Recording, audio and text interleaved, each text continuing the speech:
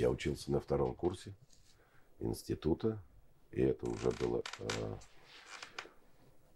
съемочное предложение номер 2. Первый у Брайсмана я снялся «Если это любовь», и на следующий год, на следующий сезон летний, отпусков студенческих, меня пригласил Андрей Тарковский пробоваться на роль Гальцева в фильме «Иваново детство». Я знал до этого, что другой режиссер начал снимать по повести Богомолова «Иван».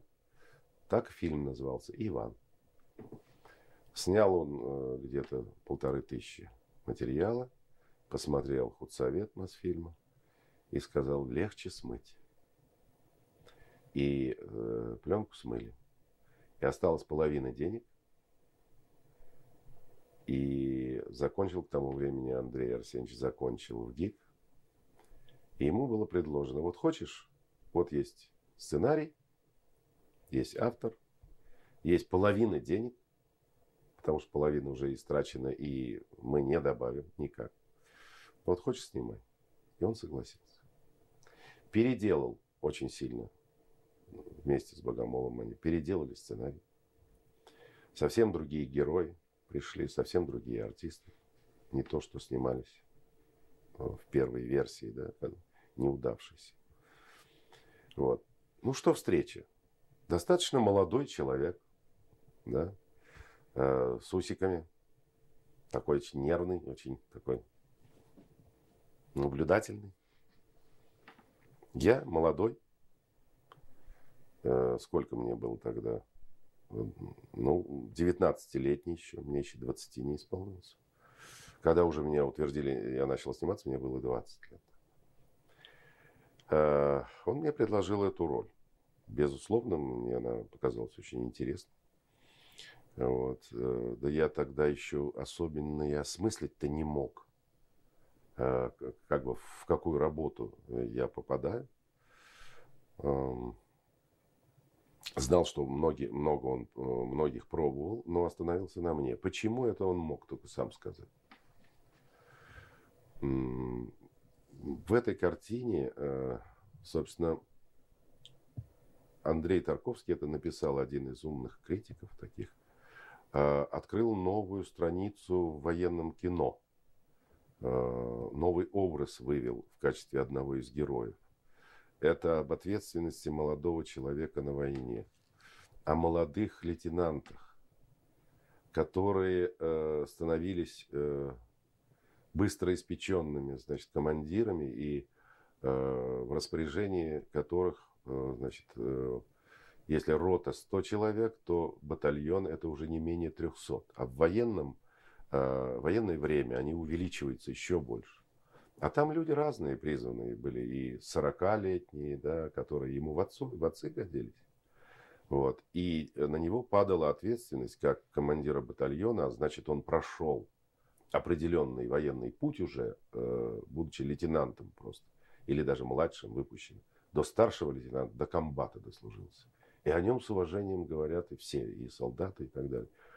И вот чувство ответственности, да, которым он же отец-командир, да, получается, для этих взрослых уже людей. Вот это как бы это впервые прозвучало. Сам еще малец. И в некоторых сценах, особенно с Колей Бурляевым, да, который Ивана играл, вот это вот мальчишеский их спор, да, один испытавший в жизни и лагерь уже, так сказать, немецкий, и работающий практически разведчиком профессиональным, да, в тылу врага, видевший не раз, смотревший смерти в глаза.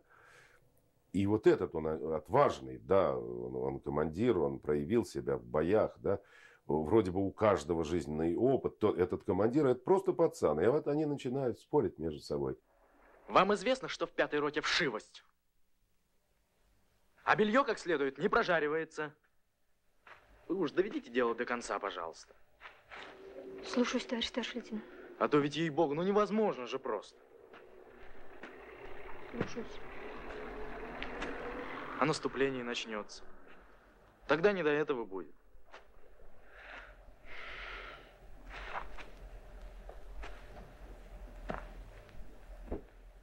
Слушаюсь, товарищ старший лейтенант. Эта сцена очень трудно давалась, и там неловкость была от того, что вот он не может, как командир, да, как бы воспользоваться своими правами командира, чтобы ее как-то, так сказать, вот, там, заставить полюбить себя или обратить даже внимание на то, что он влюблен. Но молодость, жизнь, все, никуда от этого не денешься. И страшная ревность к Холину, да. Ты чего? Да так, ничего. Фельдшерица у тебя подходявая. Откомандировываю я ее. Не справляется. Ух, извини же ты, Гальцев. Нежности у тебя не хватает. Война есть война. Мужчина с мужчинами должны воевать. Девушки тут ни при чем. Ну ладно, иди, ты мне больше не нужен. На картине проще всего, наверное, было работать с Валентином Ивановичем Зубковым. Он был актер от народа, из народа. Он настолько органичный был. Он все знал, он все понимал, сразу понимал. Я еще как бы начинающий, я очень прислушивался к тому, что говорил Андрей, пытался преодолеть свои какие-то недостатки и сделать так, как он хотел. Вот с Колей Бурляевым из Гринько, наверное, он больше всего работал. У Гринько были такие украинизмы в речи, у него очень сильный диалект был. Но потом он стал любимым актером Тарковского. Иван, ты поедешь в Суворовское училище, вник, и никаких разговоров. Больше я к этому вопросу не возвращаюсь. А я возвращаюсь! Колин, скажи ему, я же полезной буду! Ну я же стараться буду! Да не могу же я! Ну, Катасоныч, скажи им, не могу же я в тылу! И чтоб к этому вопросу я больше не возвращался. И Коля был мальчик 13-летний, конечно. В той задумке, той трагедии, что он воплощает на экране, конечно, он еще ее не ведал, он не знал, не понимал. Поэтому Андрей очень много работал. Но и результат в итоге, да. Милютенко сыграл потрясающе. Господи, когда это все кончится? Вот это, так сказать, это явление. Вот такими бриллиантами был расцвечен весь фильм. Конечно, я считаю, что это один из лучших фильмов Тарковского. Потому что он весь вложился туда. Он как бы вот так напрягся, да, вот все, что вот, все, о чем мечтал. Вот годы учебы копил. Вот он все выдал. Не зря 36 золотых наград по миру. У нас он был ограничен к показу, потому что, когда Хрущев посмотрел его, то он сказал, что мы так детей не использовали в войне. Этого не было. И этого слова достаточно было, чтобы о фильме мало писали, мало показывали и вообще старались умолчать. А по всему миру он шел как шедевр. Пройди по березке. Ты же ничего не боишься? Пройду.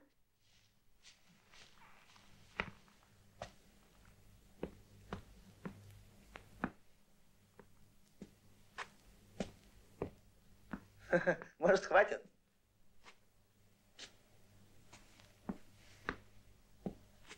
Ну, прыгай. Вообще картина изобилует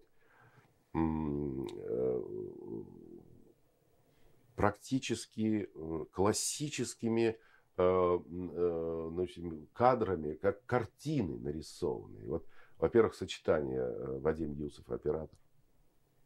Андрей Тарковский тоже обладал, он прекрасно рисовал художественными какими-то очень ярко выраженными красками. Они строили кадр. Но вот каждая деталь, каждый сучочек, свет падающий, все, тень, свет, это все настолько важно для них было. И вот я помню, один молодой художник, опять же, он почувствовал вот это на одной встрече со зрителями, когда уже картина была создана. Он сказал: Андрей Арсеньевич, я понял, что вы хотели сказать вот этим кадром. Я, говорит, понял, почему он вот несмотря на то, что долго-долго не загоралась зажигалка, он все-таки не прикурил. От войны, говорит, ничего полезного взять нельзя. Даже вот это вот тот самый омерзительный огонь войны, от которого нельзя даже прикурить. Такую малость. И говорит, я понял, вот, что, а может быть, Андрей это интуитивно сделал, может быть, он этого даже и не понимал. Но мы очень долго как бы готовились к съемке, долго репетировали, а в итоге в последний час оставшейся смены мы снимали метраж, превышающий полезный в 3 раза, там, в 4 раза. Но мы добивались, особенно, конечно, это Андрей первый, добивался такой достоверности, такой яркой выразительности кадра. Но и с Вадимом они настолько были слиты. И потом нас объединяло очень многое. Уж потом я узнал, что учились мы в одной школе с Андреем. Только он в 10 классе, я в 1. У нас 9 лет разницы. Щепок, там, Зацепа, вот старые такие названия. Вот это район нашего общего ареала обитания. Да? Вот мы там босиком бегали, играли там, в казаков-разбойников, там, в разные другие игры. Так что перемешивались иногда. И в школе, естественно, учились в одной. Группа работала в основном молодая. Да, Андрею тогда было, сколько ж тогда было лет-то? 30 с небольшим что-то было. И Вадиму тогда, Юсову, было немного. Инна Звенцова, жена Юсова, была звукооператором на нашей картине. Вот из, так сказать, корифеев был Георгий Натансон, может быть, он был вторым режиссером там у Андрея. Поэтому вечерами мы тоже собирались. Тогда мы все, нас можно назвать шестидесятники. Тогда время было расцвета молодой поэзии, Вознесенский, Ахмадуллина, Евтушенко, песни Булата Акуджавы, Гены Шпаликова. Мы собирались и опять под гитару это пели. У Андрея было такое немножко польское произношение буквы «Л». Он вот пароход белый, беленький. Он «Л» не произносил, а «В». Говорит, не «Л», а «В». Значит, это была характерная его такая деталь речи. Все остальное, у него каждая буква, у него все нормально было. Почему это? Ну, бывает так, да, бывает, когда вовремя логопеда не исправят. Вот у него такой небольшой, но очень такой ему шедший, такой вот, «В». Веселились, шутили, просто, ну, вели себя как большие взрослые дети, все причем. Я помню, как Вадим Юсов, изображая обезьяну, у него это получалось колоссально, здорово. Он даже по колонне забрался, как обезьянка, и сидел там наверху, и, значит, почесывая себя, он изображал ее, очень-очень здорово. В общем, это были тоже счастливые времена, открытия. Для Андрея это был первый большой художественный фильм. Давай выпьем за... Снимали мы на Днепре, жили под Каневом. Есть гостиница «Тарасова гора», называется. Вот мы там жили. Значит, так получилось, что там была эпидемия желтухи в это время. И я один, ну, я там питался с рынка творогом и где-то подцепил. Так, значит, уже Жор Натансон стал поговаривать Андрею, ну что же, и меня положили в больницу там, да. Мне 40 дней лежать, на 40 дней остановить фильм, давай заменим, говорит. Он говорит, не, будем ждать. Снимали все другое, что только могли. И через 18 дней, а не через 40, я вышел. Мне сказали не делать резких движений, не переохлаждаться, не поднимать тяжестей, соблюдать строжайшую диету, иначе помрешь. Мне там в больнице просто рассказывали живые эпизоды, когда только выписавшиеся люди там съели солененький огурчик, и все, и концы. Вот. И, на 3-й день я уже снимался. А это был уже начало октября, уже снежок выпадал. И иней все время, хоть это и южнее Москвы гораздо, но все равно уже были холода. Вот.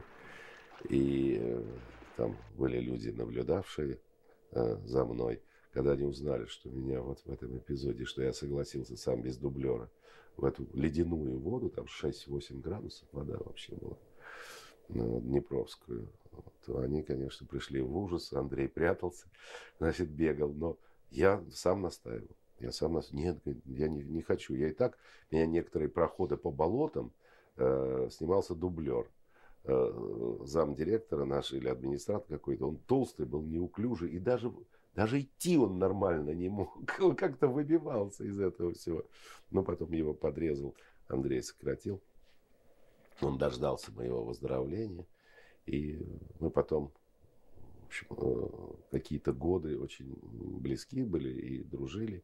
И когда писался сценарий Рублева, я при том не висел у него над головой, над плечом, а просто он показывал вновь написанные страницы, эпизоды какие-то. Я это читал, это было очень интересно.